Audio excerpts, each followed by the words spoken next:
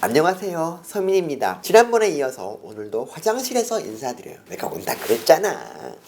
이 초코파이는 군대에서 먹어야 맛있듯이 뉴스도 화장실에서 봐야 제맛이죠. 화장실에서 뉴스를 보면 분노 게이지가 막 상승해서 척추와 복근에 힘이 들어가. 그러면서 배변이 원활해집니다. 배변 청정 대한민국, 배변 1등 코리아. 문재인 정부의 가장 큰 업적이다. 서민의 현자타임. 지금도 제가 이 화장실에서 뉴스를 쭉 보다 보니까 이제 곧 우리나라에서 이 가짜뉴스가 싸구리, 몽땅, 앱졸루틀리 사라질 예정이거든요. 왜 그러냐? 지금 여당 의원들이 이 언론관계법을 이 주르륵 발의하고 있어요. 주 내용이 뭐냐면 이 가짜뉴스를 보도하는 이 언론이나 포털에 징벌적 손해배상을 물게 한다는 건데, 근데 이게 언론이나 포털에만 그치는 게 아니라 유튜브나 페이스북, 트위터 같이 이런 SNS를 운영하는 이 개인한테도 적용한다는 거예요. 이 징벌적 손해배상은 보통 이제 규모가 좀 있는 그런 기업이나 단체한테 이 집단적인 책임을 물리는 거거든요. 근데 이거를 개인한테도 물리겠다. 이 정권이 이 가짜뉴스와 전쟁을 선포한 거예요. 몇 달 전 기억하시죠? 대통령하고 이 국토부 장관하고 13평짜리 이제 투룸 임대 아파트에 가서 4인 가족도 살겠다 이래갖고 난리가 난 적이 있었는데, 근데 이게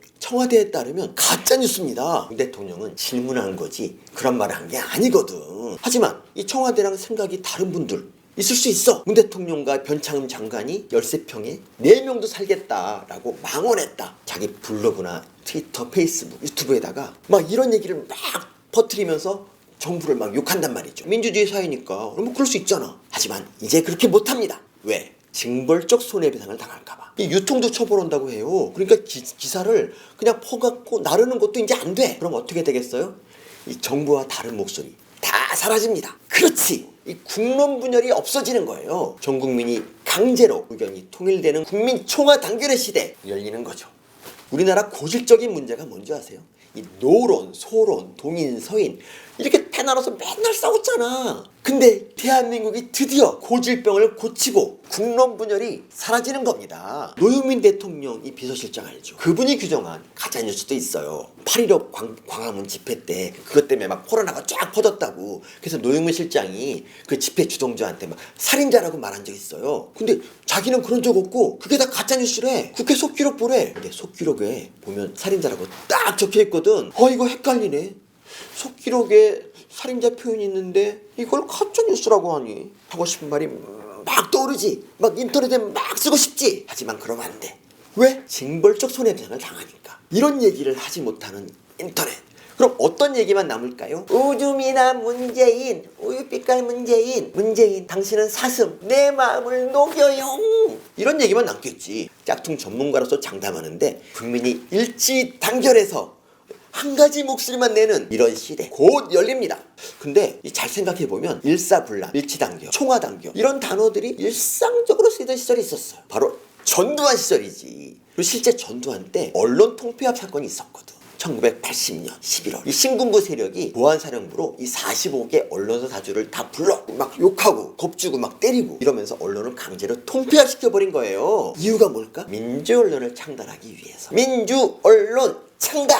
물론 아니지. 목적은 이 자신들을 비판하는 이 목소리를 없애려고 그런 거예요. 그래서 실제로 그때 정부 비판적인 목소리가 싹 사라지고 정부 옹호하는 목소리 하나로 전 국민이 일사불란하게 단결한 적이 있어요. 그래서 그때 나온 게 뭐냐? 띠띠띠띠 전두환 대통령. 이게 바로 그 유명한 땡전 뉴스 아니야. 떠드는 게 민주주의다. 이 주둥이가 민주주의다. 주둥이가 민주주의다. 이런 생각을 하며 살았어요.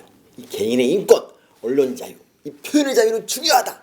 이런 교훈을 학창시절 이 전두환을 겪으면서 배운 거죠. 근데 그 시절 이 전두환 반대하면서 열심히 학생운동하던 사람들, 그분들이 지금 여당 정치인이야. 전두환 입장에서 보면 이놈들이 바로 가짜뉴스 만드는 사람들이에요. 전두환한테는 이 광주 민주화운동에 대해서 소식을 막 대자보 위인물로 막 뿌리는 사람들, 이 사람들이 가짜뉴스 살포자인 거예요. 근데 이분들이 전두환이 악용하던 이 법을 그냥 놔두고 있어요. 입이 마르게 이 국가보호 폐지를 부르짖는데 지금 180석이 된 지금도 이걸 그냥 놔두고 있어요. 개인 인권이 침해된다면서 막 필리버스터 했던 사람들, 테러 방지법 그냥 놔두고 있어. 여기에 더해서 지금 표현의 자유를 억압하는 법까지 만들려고 하잖아.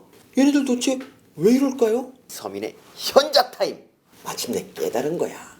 사실은 이 전두환 때가 진짜 좋았다는 거. 당시 우리나라 1년에 10%씩 넘게 성장했고 어떤 일을 하든 다 잘 됐어요. 응답하라 1988 봤지? 거기 주인공들 다 잘 됐잖아. 이게 다 이 정부를 비판하는 목소리를 말살해서 국민 총알을 이룬 덕분이에요. 근데 명색이 민주투사인데 독재자 전두환이랑 똑같이 할 수는 없잖아. 그 시절에는 이 정부 비판하면 잡아다가 가두고 두드러 팼어. 명색이 민주투사가 그렇게 할 수는 없지. 대신 우아하게 돈으로 해결할 수 있게 기회를 준 거야. 여러분 생각해봐요. 이 두들겨 맞는 것보다 이 가짜뉴스 퍼뜨렸다고 한 손해배상 5억 정도 내고 평생 그걸 갚아나가는 삶, 이게 훨씬 더 인간적이고 우아하지 않아요? 내가 보기에 이분들 인권, 대내 자유, 언론 자유 이런 거 크게 관심 없어. 그냥 전두환 시절을 좋아하는 거 맞아. 야 86 이래 사실은 전두환 때가 그립지? 서민의 현자 타임. 아무튼 그래서 오늘의 결론, 여당이 이 개인에게까지 징벌적 손해배상을 물리는 이 언론관계법 이게 이제 통과되잖아요. 그 표현의 자유가 제약받아서 다양한 여론이 다 사라지고 마침내 이 공론 분열의 시대가 끝난다. 이게 제 생각입니다. 이거 그냥 욱해서 하는 말이니까 얘들 내 배설물에 토달지 마. 여러분 구독과 좋아요, 알림 설정 부탁드려요.